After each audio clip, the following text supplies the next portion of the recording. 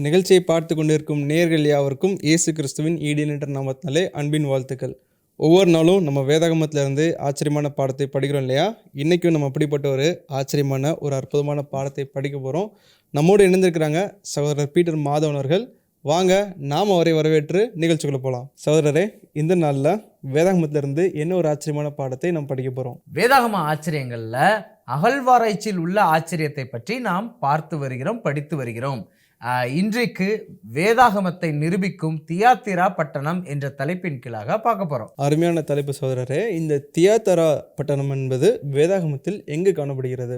இந்த தியாத்திரா பட்டணம் வெளிப்படுத்தின விசேஷ புத்தகத்தில் 7 பட்டணங்களை பற்றி சொல்லப்பட்டிருக்கிறது. அதிலே ஒரு பட்டணமாக குறிப்பிடப்படுவதை பார்க்க முடியுது. அதை பற்றின வேத வசனத்தை நான் முதலாவதாக வாசிக்கிறேன். பிற்பாடு அதை பற்றி இன்னும் ஆழமா நம்ம தியானிக்கலாம். வாசிக்கட்டுமா? வாசிடுங்க. வெளிப்படுத்தின விசேஷ புத்தகம் 1ஆம் அதிகாரம் 11ஆம் வாக்கியம். அது நான் அல்பாவும் ஒமேகாவும் முந்தினவரும் பிந்தினவருமாய் இருக்கிறேன். நீ காண்கிறதை ஒரு புஸ்தகத்தில் எழுதி ஆசியாவில் இருக்கிற எபேசு, சிமிர்னா, பெர்கமோ, தியாத்திரா, சர்தை, பிலதெல்பியா, லவோதிக்கேயா என்னும் பட்டணங்களில் உள்ள 7 சபைகளுக்கும் அனுப்பு என்று விளம்பினது. இந்த வசனத்தை பார்த்தீங்கன்னா வெளிப்படுத்தின விசேஷ புத்தகத்தில் ஆசியாவில் உள்ள 7 பட்டணங்கள் குறிப்பிடப்படுவதை பார்க்க முடியுது. அதில் தியாத்திரா பட்டணமும் இடம் பெற்றிருப்பதை பார்க்க முடிகிறது. இந்த 7 பட்டணங்களும் இப்போ எங்கே இருக்குது அப்படின்னா துர்க்கி நாட்டில்தான் இருப்பதாக நம்மால் புரிந்து கொள்ள முடிகிறது. இப்பயும் நம்ம துர்க்கி நாட்டுக்கு போனாலோ மேப்பில் பார்த்தாலோ இந்த 7 பட்டணங்களை நம்மால் பார்க்க முடியும். 7 பட்டணங்களில் சில பட்டணங்கள் வெவ்வேறு பெயர் கொண்டிருக்கும். ஆனால் இந்த இடங்கள் எல்லாமே வேதாகமத்தில் குறிப்பிட்டபடி துர்க்கி நாட்டில்தான் இருக்கிறது என்பதை நம் மனதில் முதலாவதாக பகிர்ந்து கொள்ள வேண்டும். சரி, இப்போ இந்த தியாத்திரா என்ன பட்டணத்தின் பெயரினால் அழைக்கப்படுகிறது அப்படின்னா அக்கிஷார் அப்படிங்கிற பேரினால அழைக்கப்படுது. இது துர்க்கியிலிருந்து சற்று தூரத்தில் இருக்கக்கூடிய ஒரு பட்டணம். அக்கிஷார்ங்கிற பேரை நல்லா ஞாபகம் வச்சுக்கோங்க. இப்போ இந்த தியாத்திரா பட்டணத்தில் அக்கிஷார்ல 80,000 பேர் வாழ்வதாக குறிப்புகள் கொடுக்கப்படுவதை பார்க்க முடியுது. இந்த தியாத்திரா பட்டணம் விவசாயத்திற்கு பேர் போன ஒரு இடமாக இப்பொழுதும் விளங்குகிறது.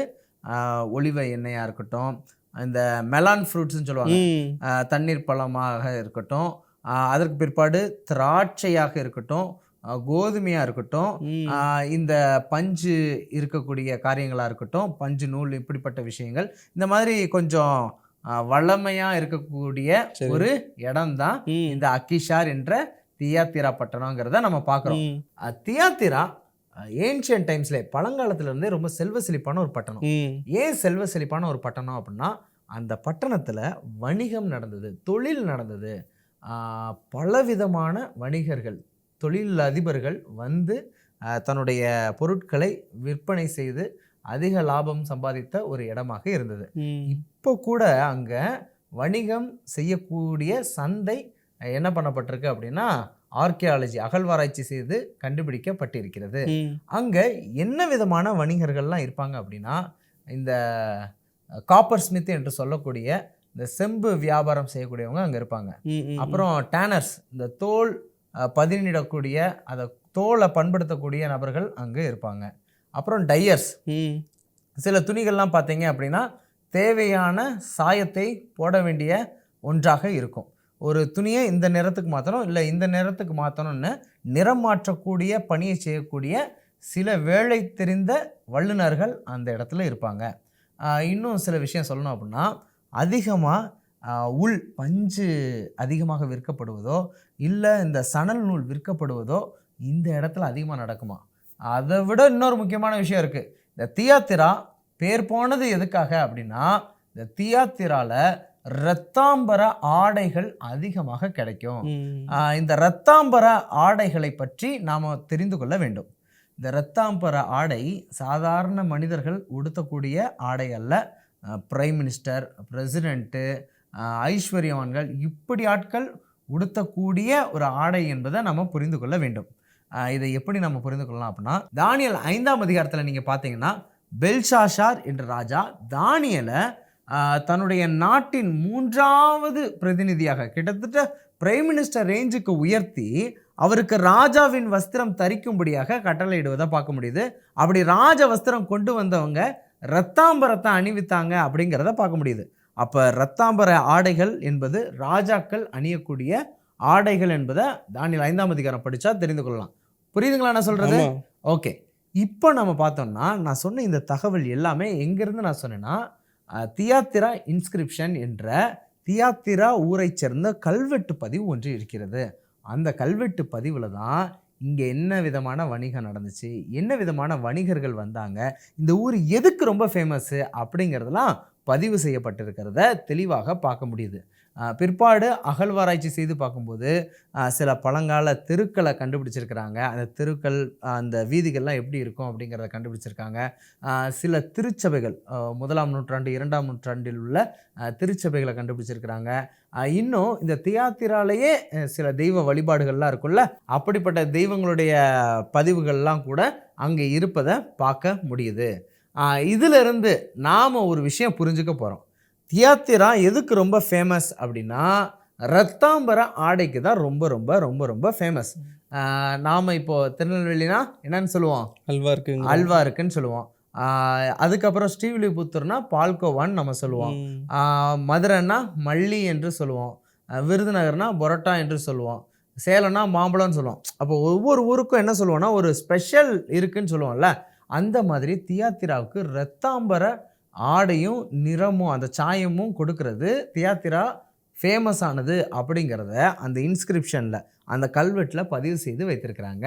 சரி, தியாத்திராவில் இது ஃபேமஸுங்கிறதுக்கு ஆதாரம் வேதாகமத்தில் இருக்குதாங்கிறத என்ன பண்ண போகிறோம்? பார்க்க போகிறோம். சரிங்களா? வாசிக்கட்டுமா? வாசிச்சிருங்க. அப்போஸ்தலர் 16ஆம் அதிகாரம் 2ஆம் வாக்கியம். அங்கே இருந்து மக்கெதோனியா தேசத்து நாடுகளில் ஒன்றிற்கு தலைமையானதும் ரோமர் குடியேறினதுமான பிலிப்பு பட்டணத்துக்கு வந்து அந்த பட்டணத்திலே சில நாள் தங்கி இருந்தோம். 13ஆம் வாக்கியம். ஓய்வு நாளில் நாங்கள் பட்டணத்துக்கு வெளியே போய் ஆற்றினருகே வழக்கமாய் போய் ஜெபம் பண்ணுகிற இடத்திலே உட்கார்ந்து அங்கே கூடி வந்த ஸ்திரீகளுக்கு உபதேசித்தோம். 14ஆம் வாக்கியம். அப்பொழுது தியாத்திரா ஊராலும் இரத்தாம்பரம் விற்கிறவளும் தேவனை வணங்குகிறவளுமாகிய லீதியாள் என்னும் பேருள்ள ஒரு ஸ்திரீ கேட்டுக்கொண்டிருந்தாள். பவுல் சொல்லியவைகளை கவனிக்கும்படி கர்த்தர் அவள் இருதயத்தை திறந்தருளினார். இந்த வசனத்தை நம்ம பார்க்கும்போது லீதியாள் என்ற பெண்ணை அப்போஸ்தலனாகிய பவுல் பிலிப்பு என்ற பட்டணத்தில் பார்க்கிறார். சரி, அந்த பெண் ஒரு வணிகம் செய்யக்கூடிய ஒரு பெண், பிசினஸ் பண்ற ஒரு உமன். என்ன பிஸ்னஸ் பண்ணுறாங்கன்னா ரத்தாம்பரம் விற்கக்கூடியவங்களா இருக்கிறாங்க. இந்த high quality high costly costume ட்ரெஸ்ஸையும் ஹை குவாலிட்டி அந்த த்ரெட்டு ரத்தாம்பர நூல்களையும் விற்கக்கூடிய ஒரு நபராக இருக்கிறாங்க. ஒருவேளை ரத்தாம்பரம் வேணும்னா நீங்கள் லீதியால் தான் தொடர்பு கொள்ளணுங்கிற அளவுக்கு அவங்க ரத்தாம்பரம் விற்கக்கூடிய ஒரு வணிக பெண்ணாக இருக்கிறாங்க. எங்கே விற்றுக்கிட்டு இருக்காங்கன்னா பிலிப்பு பட்டணத்தில் விற்றுக்கிட்டு இருக்காங்க. சரி, இந்த ரத்தாம்பர நூல் ரத்தாம்பர ஆடையெல்லாம் எந்த ஊர்ல இருந்து இந்த பெண் கொண்டு வந்து பிலிப்பு பட்டணத்தில் விற்கிறாங்க அப்படின்னா, இந்த பெண்ணுடைய சொந்த ஊர் தியாத்திரா. தியாத்திரால ரத்தாம்பரம் ரொம்ப ஃபேமஸ்ஸு.